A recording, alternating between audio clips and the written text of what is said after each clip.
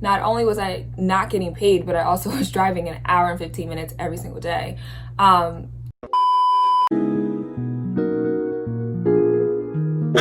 banger. Make a phone, make a phone, phone, phone, make a call, make a keep a phone, phone, phone, your body.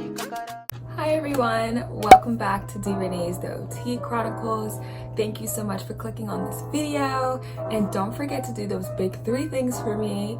Make sure you hit that like button, hit that subscribe button, and then leave me a comment down below. I'm so excited to be back on YouTube. I have been gone for about 3 weeks. And yeah, so we're gonna get straight into today's video. I know you have been waiting for this video, so let's get into it. Okay, so for today's video, we are going to be talking about my level 2 fieldwork experience. So if you haven't seen my post on Instagram, I'll put my Instagram link right here on the screen for you. Make sure you follow me. But I have just finished my level 2 experience, or rotation, or fieldwork, whatever you want to call it. I just finished it. It was 12 weeks. And yeah, I'm excited because I only have 1 more left, and then I'm done. I'm officially done my degree, and I just can't wait for that. Like, ooh, I'm hyped, y'all. I'm hyped. All right, so where do I even begin with this placement? So let's start in the setting, I guess. The setting where my placement was at was a school district. And when I say school district, that's just meaning I'm not exactly at one school. So I worked at 2 schools for 12 weeks every day from about 8:50 in the morning to about 4:30, 5 o'clock every single day. So I literally was a full-time OT without getting paid, honey, without getting paid. Can we just have a moment of silence for all the money I lost because I was at this placement? Like, no, it's not cute, yo. But if you in this degree, this is what you're gonna have to do. So yeah, I was at a school district, and let me get into basically what I did, how I felt about everything. Okay, so a typical day at my placement is pretty much non-traditional.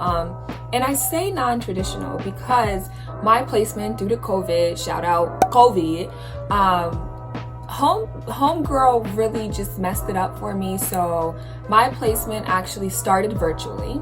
And then eventually, I think at like week 3, I was able to go in person. Now, my placement is an hour and 15 minutes away from me. I know. Crying. Not only was I not getting paid, but I also was driving an hour and 15 minutes every single day. Cry again. So back to the non-traditional kind of way. I started virtually, and then I went in person for about 4 or 5 weeks before we got kicked out again because of Miss Rona. So my typical day literally was like all over the place. Eventually, me and my supervisor got the hang of things, and it worked very well, and I love my supervisor. If you're watching this, shout out to you. You were the bomb. So my typical day, basically, I saw 90 kids throughout the week, or at least I tried to see. I think it was like 83, 90, around there. I'm gonna just round it to 90 kids. And we broke it down into typically 8 sessions a day. I would treat for about 20 minutes per session, and a lot of the kids that I was seeing, it was group sessions. I did have a couple individual sessions, but most of my sessions were group sessions. And all that means is basically I'm seeing more than one client at once. So my groups were usually no more than 7 kids. And that was on a rare occasion. Usually my groups are 3 kids, maybe 4 kids max. And so yeah, that was kind of like my typical day, 8 sessions, and you're just going through each single session. Now, when I found out that I was going to have 90 kids to take over and literally be the OT for, I literally like almost passed out because that is very rare. But I will say, after doing 12 weeks of it, it honestly is not that bad. It's very manageable. Now, I wouldn't want that as a new grad, but as a veteran OT, that's like, it's not crazy. I know it sounds crazy, but it's not crazy. Homegirl was able to do it. And so, yeah, let me just put that disclaimer in there. Now, since this was school-based therapy, a lot of the things that I was doing basically helped with school. So a lot of academic kind of things. So a lot of the interventions that I was doing was more fine motor. I was doing handwriting. I was doing crafts because that involved cutting, multi-step directions, a lot of visual motor and visual perceptual activities. That's typically what you see in a school-based kind of setting. School-based therapy is something that I really am passionate about. I really enjoyed as well. I think it just clicks for me. I just fit right in with it. I love acting a fool and acting like a kid, and I love talking to the kids.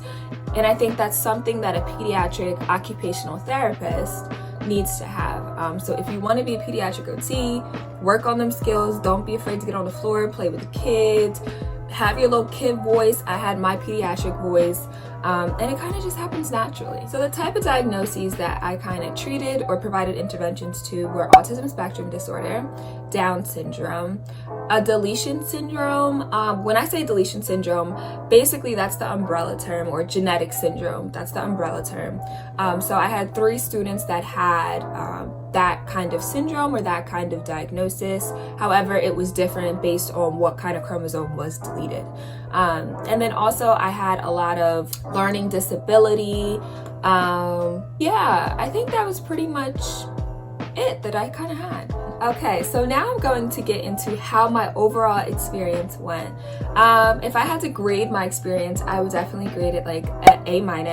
I wouldn't give it an A+ just because I do think that there were some things that could have been better, but I do think it was like A-. I really think that I have learned a lot as an occupational therapist from that setting, from that placement.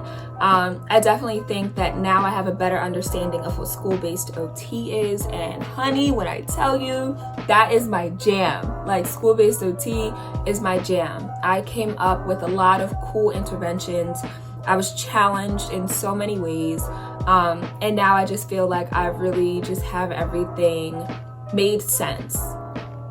And now I just feel like everything that I learned in school and now putting that into play and practice, everything just clicks. It makes sense. So if you're in school, just hold on, just hold on, because I'm telling you, when you get to your level 2 fieldworks, everything is gonna click, because it has to click at this point. Like, you are a therapist, you are treating, yes, you have a supervisor, but not all supervisors are going to interact with you the same. I have been blessed that all my supervisors have been great, point blank, period. So that's a blessing for me, but you never know what supervisor you're gonna get. So yeah, let me just add a little tidbit in there. Okay, and to end off this video, I am going to tell you where my next setting or placement is going to be for my last level 2 rotation, honey.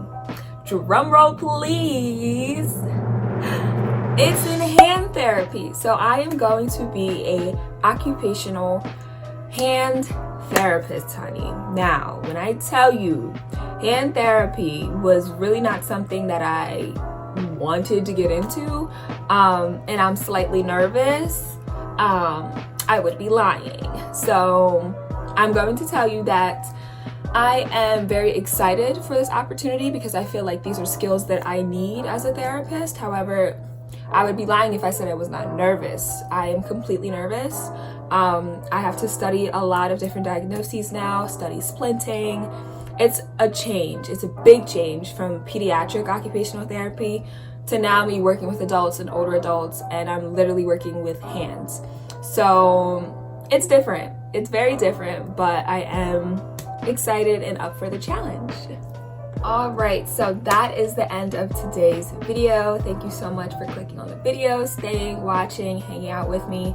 If you haven't already done so, hit that subscribe button, join the OT fam. We're almost at 1,000 subscribers. I'm so excited. My channel has been growing even though I've been neglecting it. I know, I'm sorry. I'm back though. I'm back and I'm ready to add more content and give you more content and answer as many questions as I possibly can. So yeah, stay tuned for all the future videos that I'm going to be adding. And yeah, thank you so much for watching this video, and I will see you in my next video. Bye. Another banger. Make a phone, make a phone, phone, phone, make a call, make a keep a the phone, phone, phone, your body.